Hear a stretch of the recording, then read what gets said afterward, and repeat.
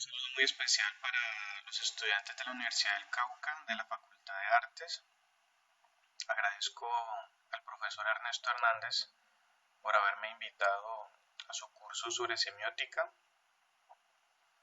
En esta ocasión les voy a hablar sobre el tema de la percepción del tiempo y vamos a ver algunos casos de esta percepción del tiempo en la obra de arte.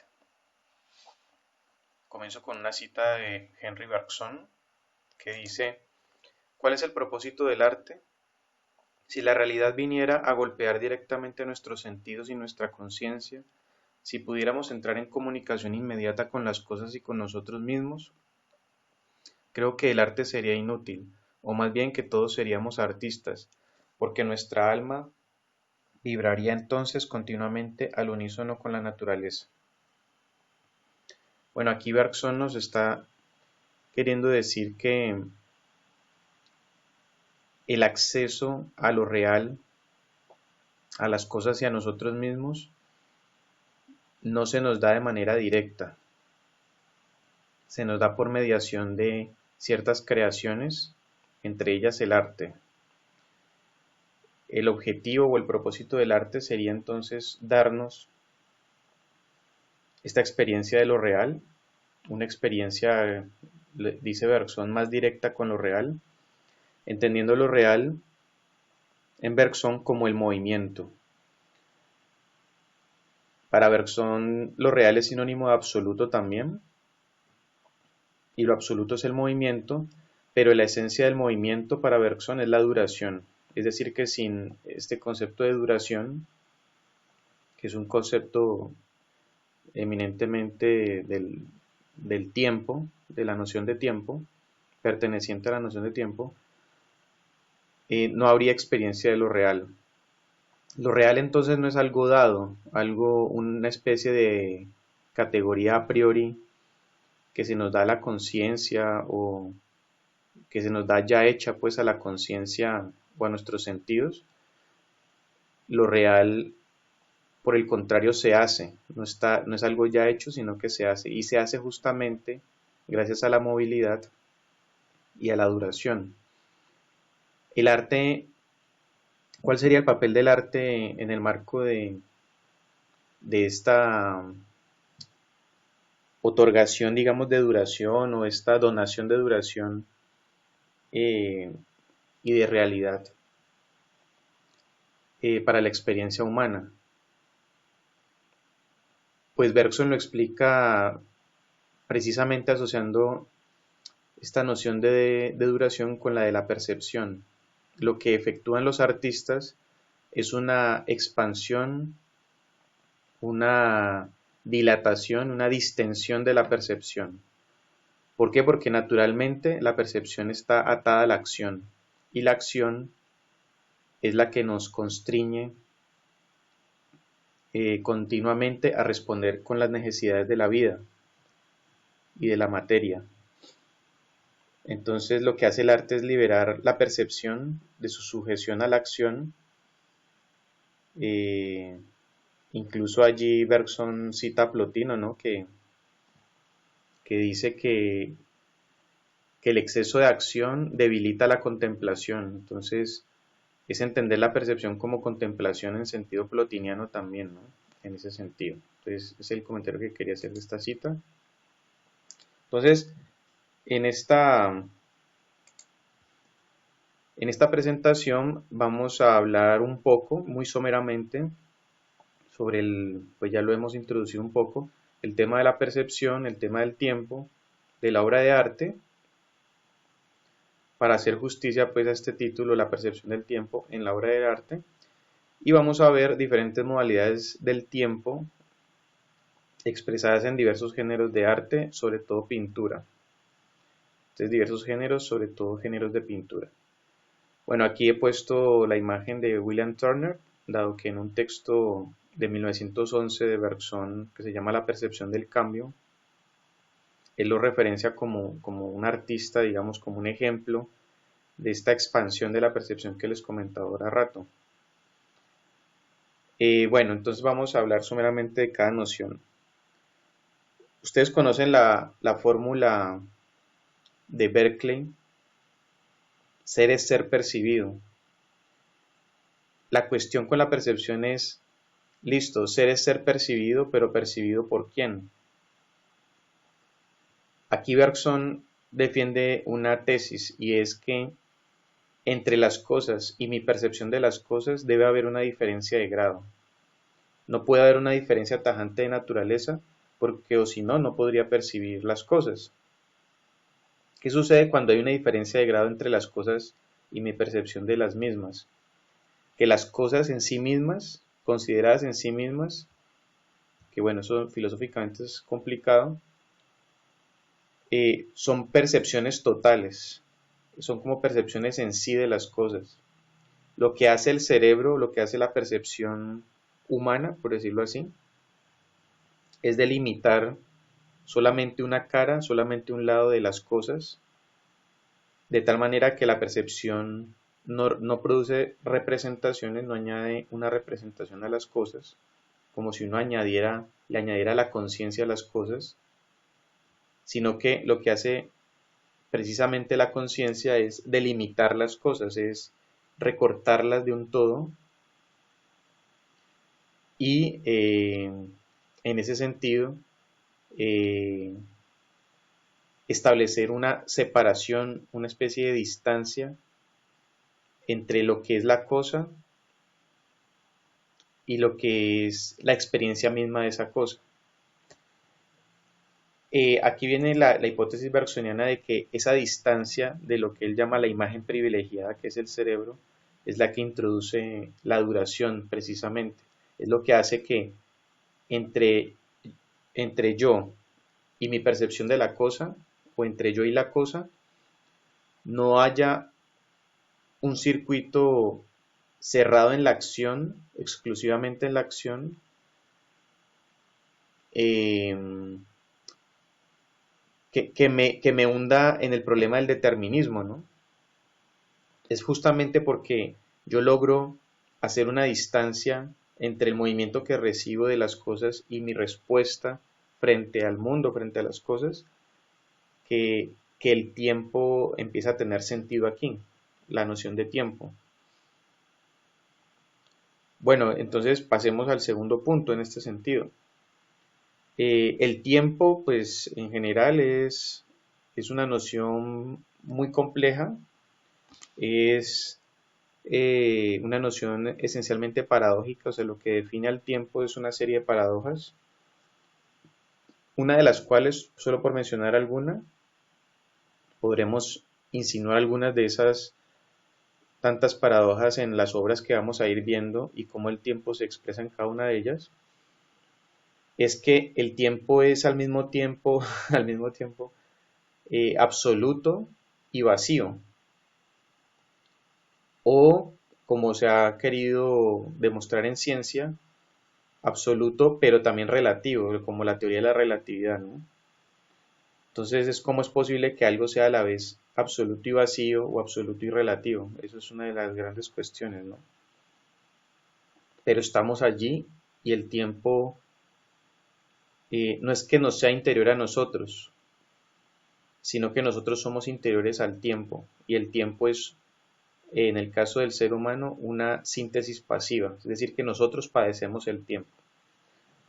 Bueno, la obra de arte la vamos a concebir como aquel compuesto de perceptos y afectos.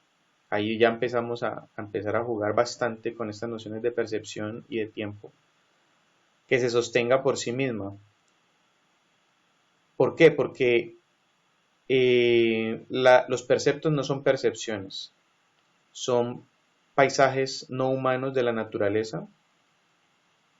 Es una especie de compuesto de creación que uno extrae de la percepción natural justamente para expandir la percepción, y el afecto es el devenir no humano del hombre.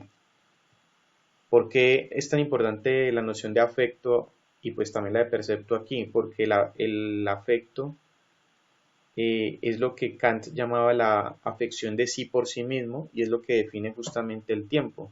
Si no hay esta afección, este afecto de sí por sí, no puede haber tiempo. no puede haber sensación, por ejemplo, y tampoco puede haber acontecimiento.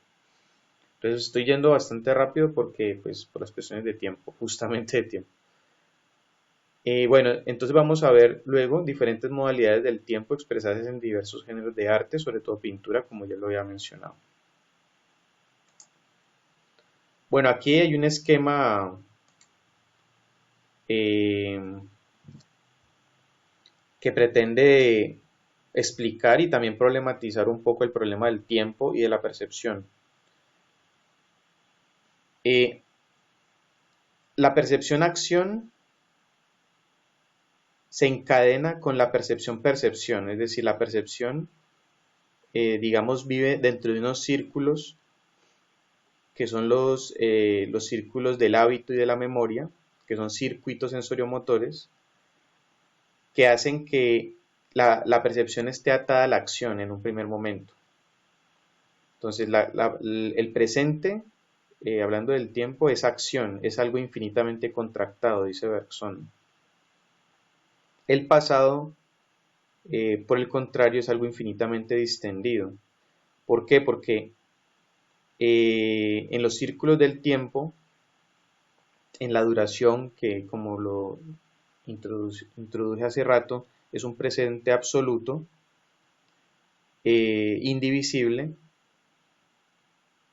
eh, en el momento más contractado de la acción, lo que acontece es un desdoblamiento que hace que el tiempo, por usar la expresión de Hamlet de Shakespeare, se salga de sus goznes, es decir, eh, se desdoble en ya pasado y todavía futuro. Esto es el devenir. Curiosamente, ¿no? El devenir lo produce esta acción infinitamente contractada que genera, que despliega, por decirlo así, un vacío, que es lo que el Deleuze también llama el acontecimiento. Y este despliegue abre el círculo del tiempo, abre estos circuitos, y entonces ya entra la forma futura, que pues ya no es más una forma, valga decirlo, y que Deleuze, porque pues lo que yo hago acá en esta presentación es mezclar un poco las concepciones de Deleuze y de Bergson, que fue la tesis de doctorado que yo hice, es lo que identifica como el eterno retorno, nietzscheano por supuesto, que es, que es otro círculo del tiempo también, que no lo quise poner acá, pero descentrado, porque es descentrado. El asunto es que pues, Nietzsche es el filósofo del futuro, es el que está contra su época, contra el presente, pero de, en favor de un porvenir, de un futuro. Y bueno, lo que quiero extraer de acá es que lo que ya mencionaba, la obra de arte distiende, expande o dilata la percepción que ordinariamente está sujeta a la acción, a las necesidades de la vida. Las necesidades de la vida nos obligan a entrar en estos circuitos como círculos sensoriomotores de la memoria y del hábito, que es como la cotidianidad en la que vivimos, por decirlo de alguna manera. Y la obra de arte busca la percepción-afección, el afecto, afección de sí por sí, es decir, el tiempo, la duración, desplegado gracias al acontecimiento, al devenir. Entonces, es gracias al acontecimiento que puede haber como decía Proust, un tiempo recobrado a través de la obra de arte y que nos recobra justamente este infinito de los círculos de la duración. Entonces esa es otra paradoja del tiempo, o sea, cómo así que el acontecimiento nos devuelve la duración cuando era precisamente estos círculos del hábito y de la memoria, este presente indivisible en el que nos encontramos, el que, el que nos sustraía de la experiencia del tiempo, ¿no? Y es que el tiempo es este ritmo paradójico y doble entre un presente absoluto y un presente vacío, ¿no? Bueno, es decir, el tiempo, por decirlo así, está en sí mismo y está fuera de sí mismo. Está en devenir, es decir, está fuera de sí, pero afecta también al tiempo mismo, que es el tiempo plegado sobre sí mismo, pero que se despliega y se pliega continuamente. ejemplo de todo esto y que sintetiza el problema de la percepción del tiempo es una corta película de Samuel Beckett y Buster Keaton de 1964 que se llama Film. Dura alrededor de 20 y pico de minutos, en la cual de manera sucesiva, cronológica, Beckett nos muestra la percepción-acción en la cual, pues, digamos, esta película problematiza la frase de Berkeley, ser es ser percibido. Entonces la gran cuestión, digamos, es ser o no ser percibido. Entonces, en un primer momento, con la percepción-acción, se huye, digamos, más fácilmente de ese peligro de la percepción, de ser percibido, porque contrariamente a Berkeley, pues, eh, por decirlo así, Beckett ya está cansado de la percepción, está cansado de ser y ser percibido. Entonces es como alcanzar un devenir imperceptible, ¿no? En el segundo momento de la película, el personaje entra en una habitación y los diferentes objetos y animales y fotos y cosas que tiene es como si lo percibieran. Entonces es el momento de la percepción que se percibe a sí misma, o sea, la diferencia de grado, como mencionaba, entre percepción, entre ser y ser percibido, es decir, entre la percepción del personaje y la percepción de las cosas y de cómo las cosas lo perciben a él, de tal manera que las cosas también lo perciben o lo contemplan. Eh,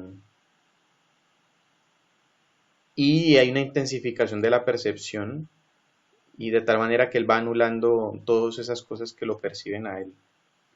Y finalmente la película cierra con un primer plano del rostro que para Deleuze en sus estudios sobre cine es la percepción-afección, es la afección de sí por sí y que curiosamente pues con el esquema que veíamos anteriormente sería aquí donde realmente está la experiencia interna del tiempo, por decirlo así. Eh, es llegar entonces a ese contacto ya no con las cosas, sino consigo mismo, en la relación consigo mismo, en la que el tiempo se despliega. Es decir, que, como yo decía, el tiempo necesita a la vez estar en sí mismo, pero también estar fuera de sí mismo. Es como una de las paradojas del tiempo allí, ¿no? Bueno, acá no sé si ya lo mencioné, traigo a colación una frase que pone Bergson en su texto La percepción del cambio de Plotino, que dice que el exceso de acción debilita la contemplación, entendida la contemplación como percepción también. Somos contemplaciones, somos percepciones. Entonces, el personaje no solo contempla las cosas, sino que las cosas lo contemplan a él. Y eso sucede también con la obra de arte.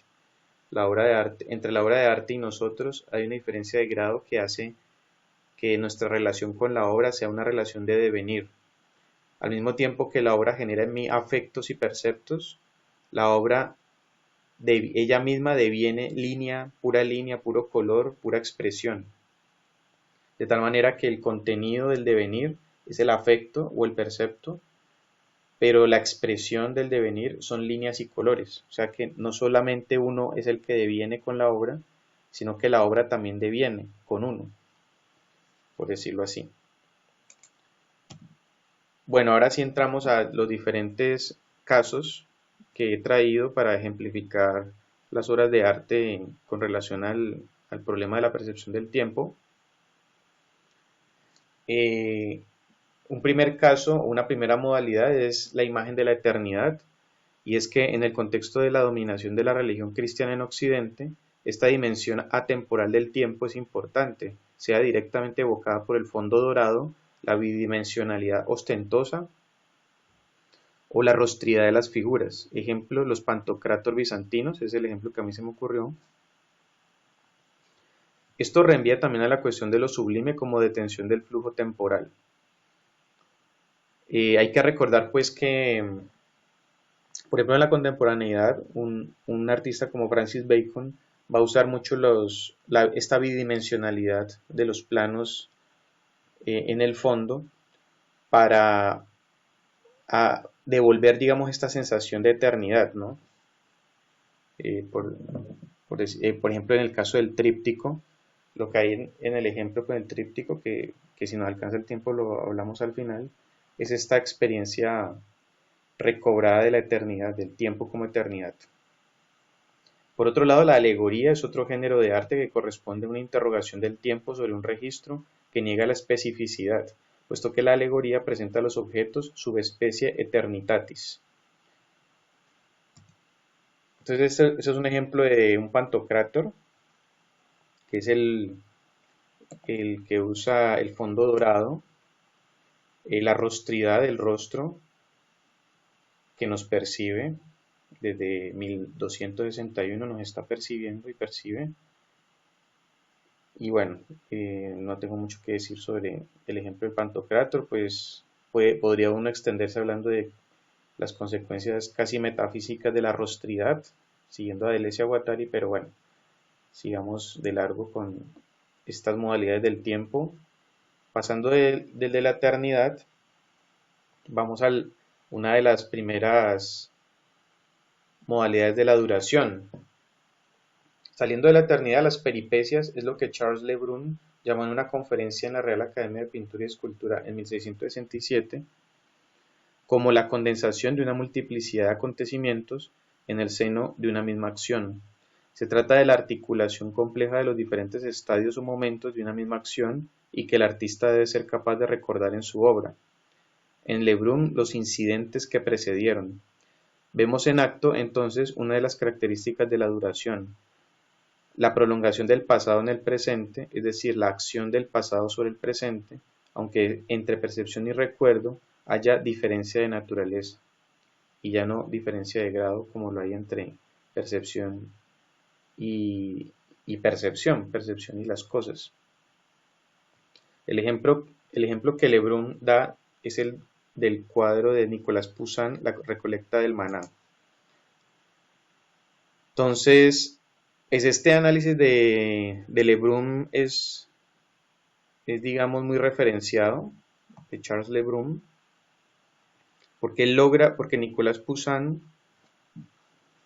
logra, no sé cómo se pronuncia, me imagino que Nicolas Poussin logra en una sola imagen sintetizar una multiplicidad de acontecimientos en un solo acontecimiento, ¿no? Entonces, ¿cómo él registra esta multiplicidad aquí, ¿no? Es lo que se quiere mostrar. Es una especie de tiempo como coexistencia virtual, ¿no? De cosas, de la acción del pasado sobre el presente. Ustedes saben pues que el maná, este es eh, Moisés en el éxodo del pueblo de Israel.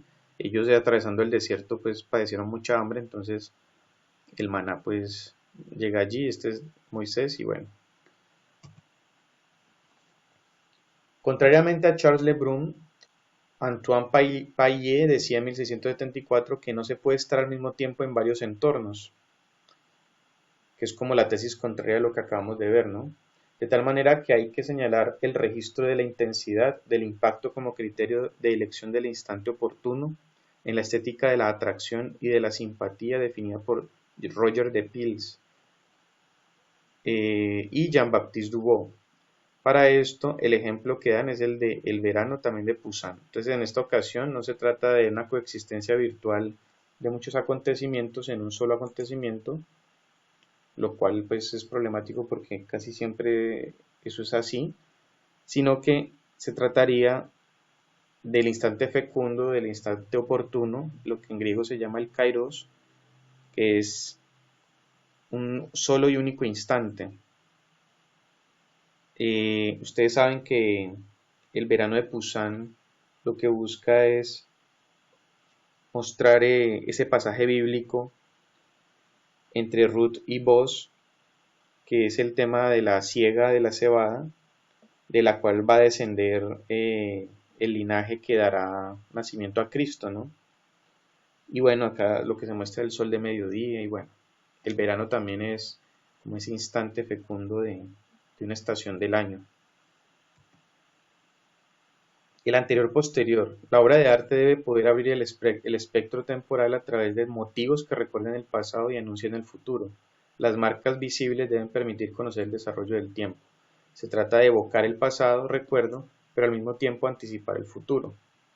Aaron Gombrich, en 1982, citando a Harris, en su discurso Music, Painting and Poetry, dice que el acrecentamiento del espectro cronológico no puede hacerse más que si hay conocimiento de lo que pasa antes y después. Un ejemplo posible es el del cuadro El sacrificio de Ifigenia de Carl van Loo, expuesto en el Salón de 1757. Entonces, para entender la percepción del tiempo en un cuadro como este, hay que tener conocimiento, dice Gombrich, del antes y el después, de qué pasó antes y qué va a pasar después. Es decir, que un instante matemático puntual, pues no podría explicar la experiencia temporal de un acontecimiento. Ustedes saben que a Ifigenia le iban a sacrificar para que las naves de Agamenón pues pudieran por fin salir de Troya. Y pues Diana, que es Artemisia, pues está intentando detener ese sacrificio.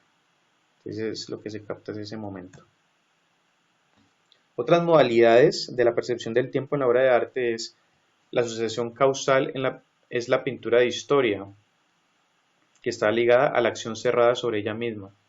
La coexistencia o simultaneidad, de lo cual hemos mencionado algunas cosas, es para mí, o sea, hablo aquí en primera persona, la pintura de paisaje, puesto que es sobre el plano de la naturaleza que todo coexiste. La permanencia, como otra modalidad de la duración, que no excluye el cambio, para mí es la pintura del retrato, la imagen afección o tiempo de los afectos. Y la finitud o muerte es la pintura de la naturaleza muerta. En conclusión, el tiempo interviene en la obra cuando algo rompe con el continuum de la vida, con la acción voluntaria. Es un accidente, un desvío, en francés écart, o algo involuntario e inconsciente.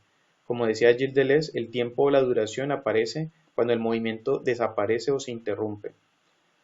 Por ejemplo, una tormenta, tiempo de lo sublime, una erupción volcánica o un cataclismo, un derrumbe, una caída.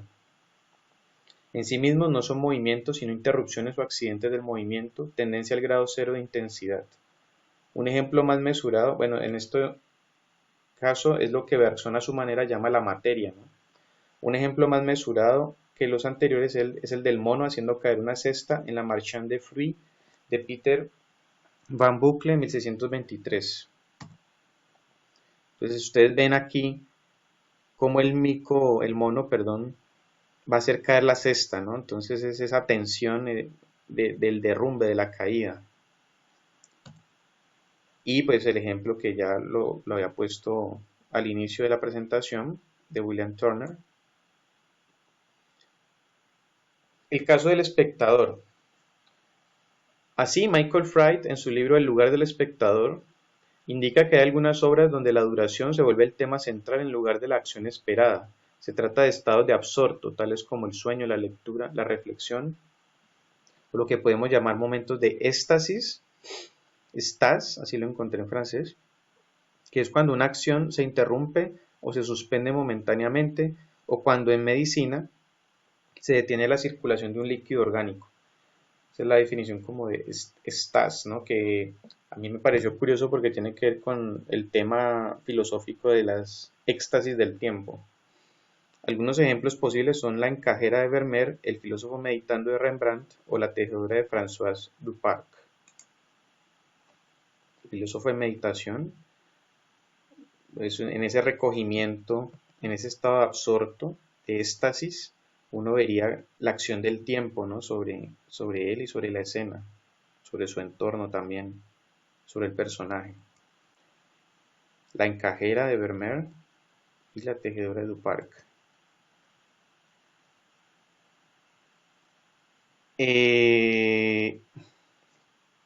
Estos momentos de detención, de estado absorto o incluso de éxtasis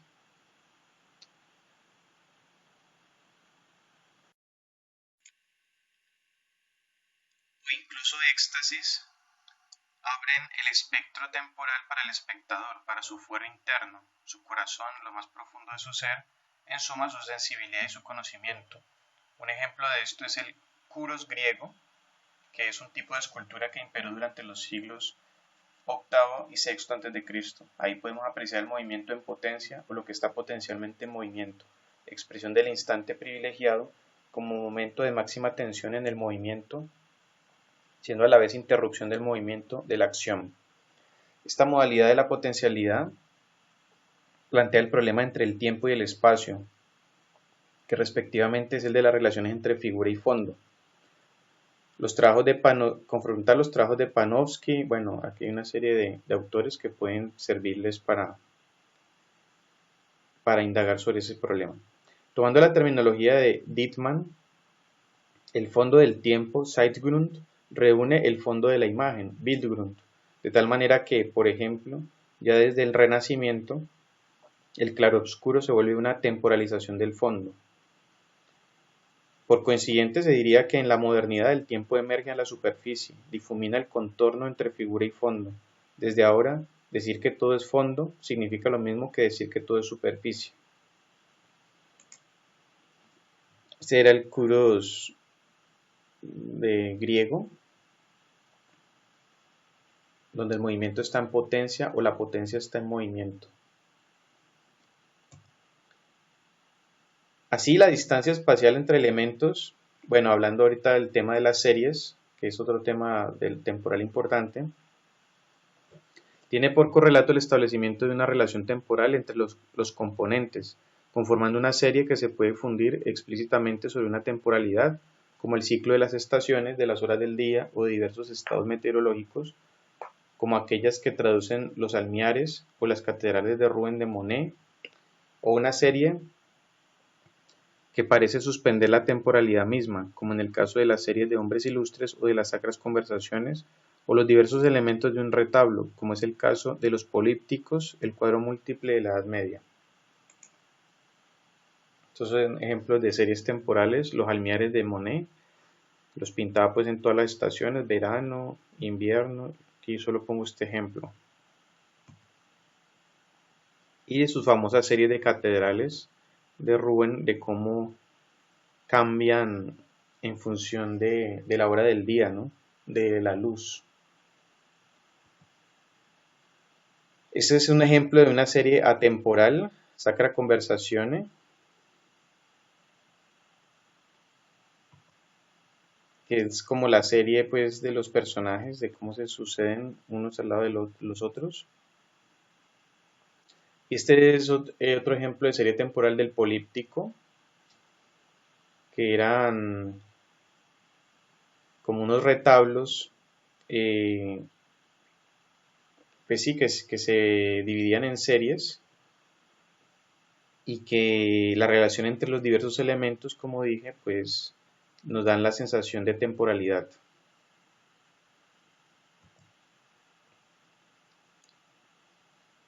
Entonces, ahora el caso de la multiplicidad de puntos de vista. Para este caso es más evidente para la escultura que para la pintura y más evidente para la arquitectura que para la escultura. Le Corbusier inventó la noción de caminata arquitectural, que daba mucha importancia al punto de vista del desplazamiento, tanto al exterior como al interior del espacio construido. A este desplazamiento en el espacio le es correlativo una traslación en el tiempo, de tal modo que se pasa de un tiempo de deambulación a uno de contemplación, generando una multiplicidad de puntos de vista o lo que podríamos llamar una multiplicidad de duraciones. El ejemplo dado por Jean-François Felibian en 1702 es el de la Église Royale de Saint-Valide, el cual produce una alteración en la percepción que es la que en el fondo nos da la dimensión temporal que reaparece en la obra. Detenerse a considerar es entonces ver no tanto en movimiento como deteniendo el movimiento. Entonces se repite la misma fórmula. Todo aquello que irrumpa, que interrumpa los circuitos sensoriomotores de la acción, del movimiento, eso es lo que me va a dar la génesis del tiempo. Este es un grabado de esa iglesia de la que habló Jean-François Pelivian. Entonces, bueno, se puede uno caminar y ver los diferentes puntos de vista y, y detenerse por momentos en contemplaciones, de tal manera que el sujeto no es el que no es el que define el punto de vista, sino que es el punto de vista el que define al sujeto, ¿no? Ahora, y ya para concluir, traigo una frase de qué es la filosofía. Tal vez sea esto lo propio del arte, pasar por lo finito para volver a encontrar, volver a dar lo infinito. Entonces habíamos visto al inicio de nuestra presentación cómo eh, este tiempo vacío del devenir, del acontecimiento, es un tiempo de la finitud que se enfrenta a un límite que se desplaza continuamente, es lo que se llama lo finito ilimitado, que es el devenir, pero lo infinito es el tiempo del mundo clásico, que era el tiempo del presente absoluto que yo mencioné, que es lo que se llama lo infinito pero limitado, limitado siempre al tiempo presente. Entonces quizá lo propio del arte sea eso, pasar por lo finito, por una serie de elementos finitos, para volver a dar lo infinito, para volver a dar esa sensación del tiempo infinito, como duración, así lo veo yo. Gilles Deleuze nos dice en Lógica de la Sensación que a través del ritmo entre lo activo, lo pasivo y el testigo que caracteriza el tríptico, en el pintor irlandés Francis Bacon se introduce la realidad del tiempo, se hace el tiempo sensible, visible. Y lo cito, Bacon parece haber hecho visible el tiempo, la fuerza del tiempo, dos veces, la fuerza del tiempo cambiante por la variación alotrópica de los cuerpos a la décima de segundo, que hace parte de la deformación, después la fuerza del tiempo eterno, la eternidad del tiempo, por esta reunión-separación que reina en los trípticos, pura luz. Hacer el tiempo sensible en sí mismo, tarea común al pintor, al músico, a veces al escritor. Es una tarea fuera de toda medida y cadencia. Se diría pues que el tríptico vuelve a dar lo infinito, es decir, vuelve a dar esta eternidad del tiempo que huía de la figura con sus deformaciones, su cuerpo sin órganos atravesado por intensidades y devenires. Podríamos esbozar aquí, para cerrar, la hipótesis de un ritmo de duración en la simultaneidad de estas tres duraciones en el tríptico, junto con la duración del espectador, la sensación de una génesis del tiempo. Bueno, muchas gracias, esto era todo. Si tienen preguntas, eh, bueno, este es un ejemplo de tríptico, ¿no? Muy famoso de Bacon, casi que el cuadro que lo lanzó a la fama. Bueno, no quiero decir ni extenderme nada más. Muchas gracias.